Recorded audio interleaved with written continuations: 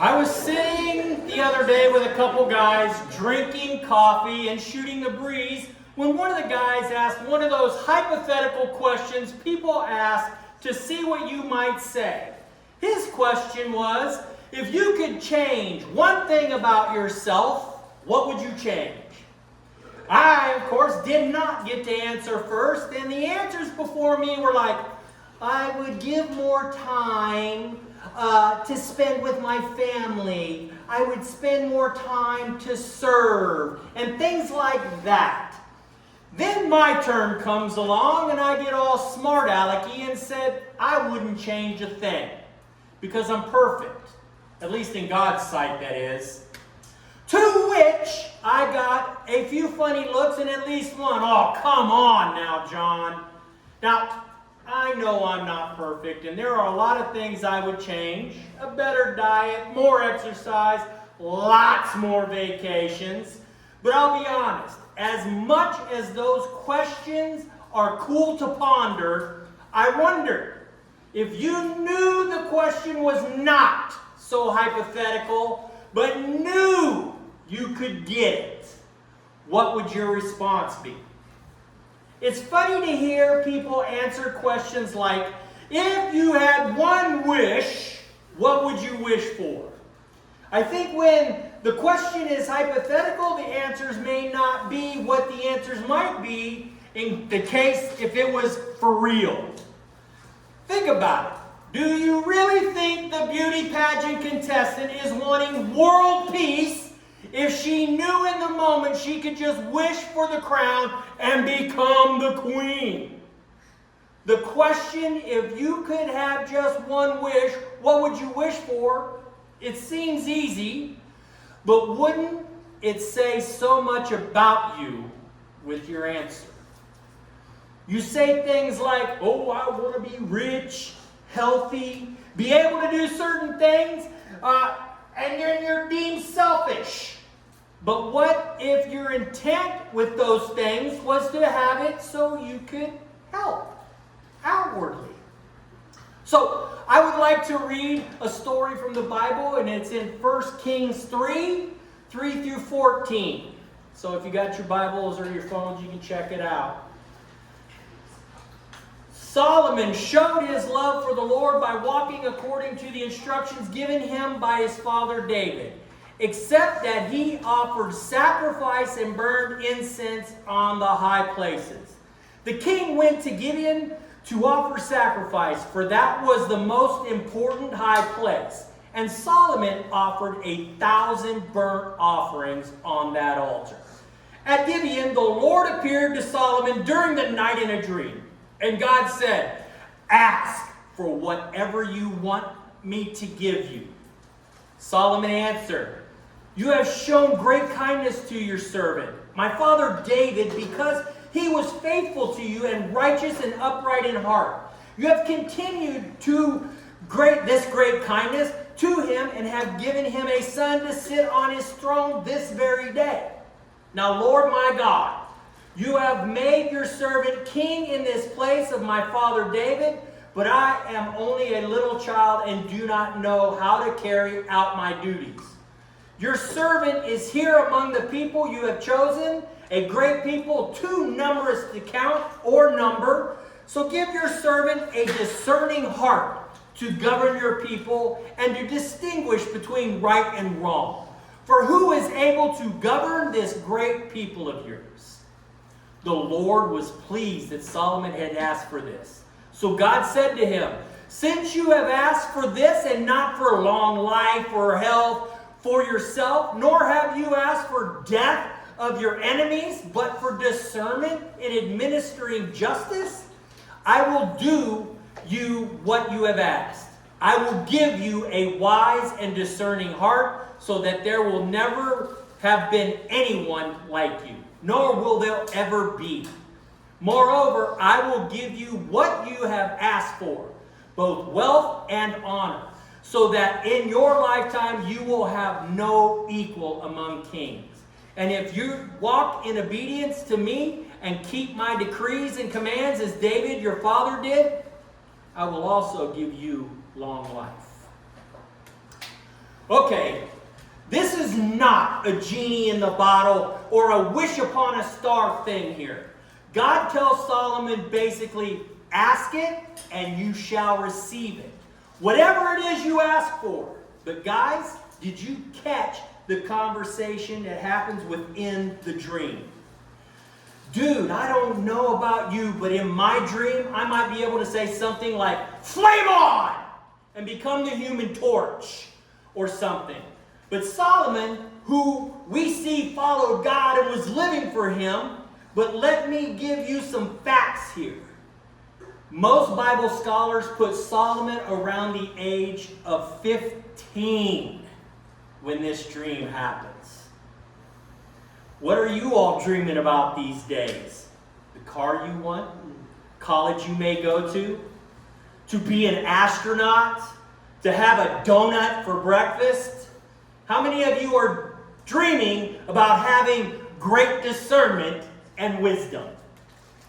Solomon was your guys' age, and he was answering God in his dream to have this. Dude, I'm 60, and I'm thinking about how I can help my fam. Having the smarts to get her done ain't crossing my dreams in any moment.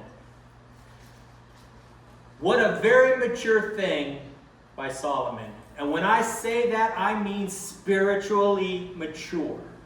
Solomon gets it. And God sees that. God even tells Solomon, yo, since you have asked for this, and not for long life or wealth for yourself, or nor have asked death for your enemies, but for discernment in administering justice, I will do what you have asked. I wonder if Solomon realized the impact on having wisdom would have throughout his life.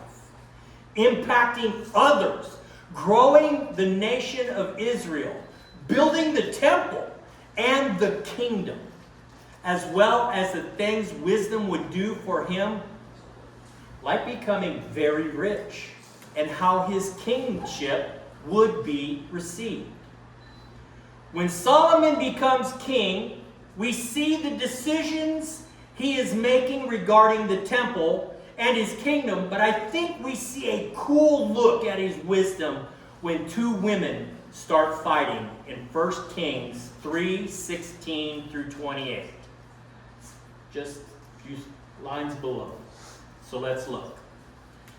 Now 2 prostitutes came to the king and stood before him. One of them said, "Pardon me, my lord, this woman and I live in the same house, and I had a baby while she was there with me. The 3rd day after my child was born, this woman also had a baby. We were alone. There was no one in the house but the 2 of us. During the night, this woman's son died because she lay on him. So she got up in the middle of the night and took my son from my side while your servant, was asleep. She put him by her breast and put her dead son by my breast. The next morning, I got up to nurse my son, and he was dead. But when I looked at him closely in the morning light, I saw that it wasn't the son I had born." The other woman said, "No, the living one is my son, the dead son is yours." But the first one insisted, "No, the dead one is yours, the living one is mine." And so they argued before the king. The king said, "This one says my son is alive and your son is dead, while that one says, no, your son is dead and mine is alive." Then the king said, "Bring me a sword." So they brought a sword for the king. He then gave an order: cut the living child in 2 and give half to one and half to the other. The woman whose son was alive was deeply moved out of love for her son and said to the king, "Please, my lord, give her the living baby, don't kill him." But the other woman said, "Neither I nor you shall have him. Cut him in 2. Then the king gave his ruling: give the living baby to the first woman. Do not kill him. She is his mother. When all of Israel heard the verdict the king had given, they held the king in awe because they saw that he had wisdom from God to administer justice. Now, if you would like to see a funny adaptation of this, there is an episode of Seinfeld called The Seven, where Newman tells Kramer and Elaine to cut a bicycle in half to settle their ownership dispute over the bike. Elaine is fine with hacking the bike, but Kramer is willing to give up the bike to Elaine to save it, in which Newman awards the bike to Kramer, saying only the true owner would give up a bike than see it destroyed. Now, the decision over the baby is a very smart one, but it is also very wise. And I think we can think that being smart and being wise are the same. But I think there is a difference.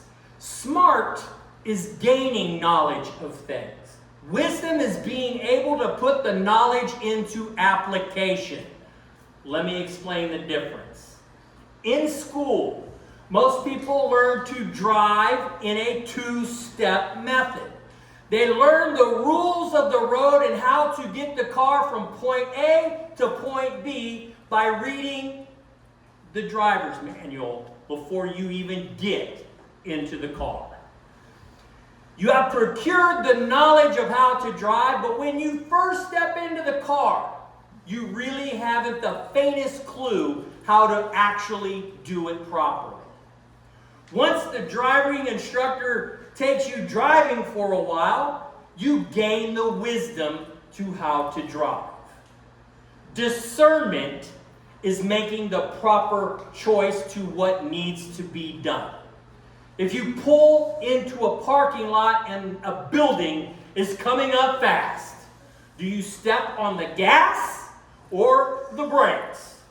Discernment in this situation says, hey, you need to step on the brakes. I think one of the greatest decisions or discernment we can make is who we surround ourselves with. And in Proverbs 13:20, we see that. Walk with the wise and become wise, for a companion of fools suffers harm. I think some people misinterpret this verse. This is not a verse that is passing judgment on someone's intellect or smarts. A wise person is someone who looks out for the best interests of themselves and for others, willing to help them through times and situations that can hold them or you back. If you hang with these people, it rubs off. You learn to be like them. Also, in the same regard, if you hang out with those that are foolish with their treatment of others, that will rub off on you as well. Bullies don't surround themselves with the people they pick on. The thief isn't hanging out with the police officer. You catch what I'm throwing out here?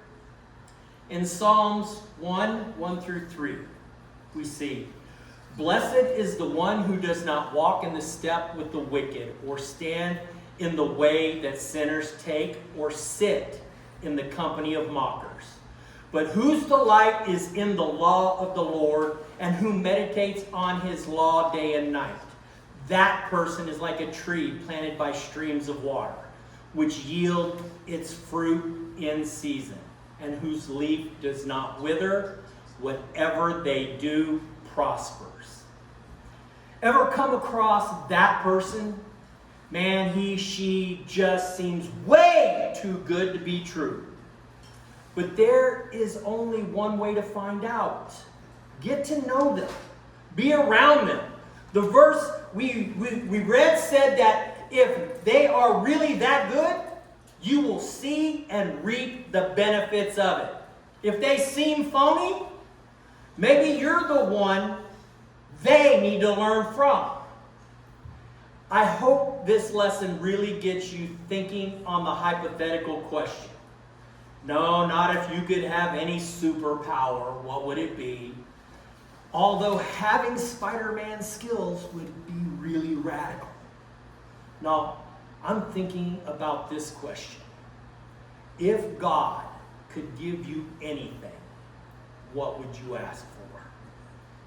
Is it along the lines of personal gains, such as I want to be rich, or I want to be a supermodel, famous athlete, actor, or rock star? Or are you asking for ways you can help others for Christ?